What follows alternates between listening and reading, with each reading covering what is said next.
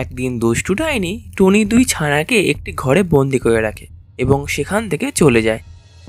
টুনি জানতে পারে ডাইনি ভূত পাহাড়ের একটি জঙ্গলের মধ্যে একটি ঘরে বন্দি করে রেখেছে।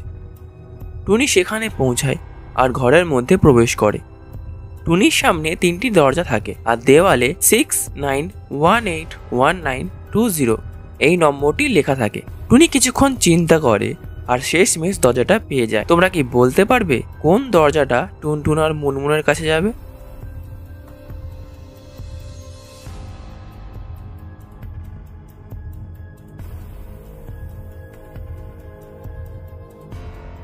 তোমরা যদি ভালো করে দেখো তাহলে বুঝতে পারবে সেখানে 69181920 প্রথম দরজাটার দিকে ইঙ্গিত করছে, কারণ প্রতিটি নাম্বার ইংরেজি লেটারের সাথে যোগ করলে FIRST অর্থাৎ ফার্স্ট লেখাটি আসছে। টুনি প্রথম দরজা দিয়ে যায় আর কিছুক্ষণ হাঁটার পর একটি গুহা দেখতে পায়।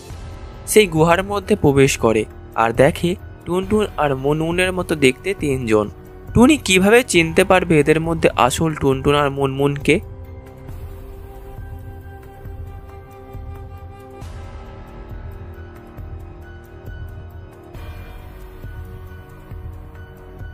তোমরা যদি ভালো করে দেখো সেখানে শুধুমাত্র 3 নম্বর টুনটুন আর মুনমুনের ছায়া আছে, বাকিগুলো নেই। তাহলে 3 নম্বর টুনটুন আর মুনমুন হলো আসল। যদি ভিডিওটা ভালো লাগে অবশ্যই লাইক করো, এরকম ভিডিও পেতে গেলে চ্যানেলটাকে সাবস্ক্রাইব করো।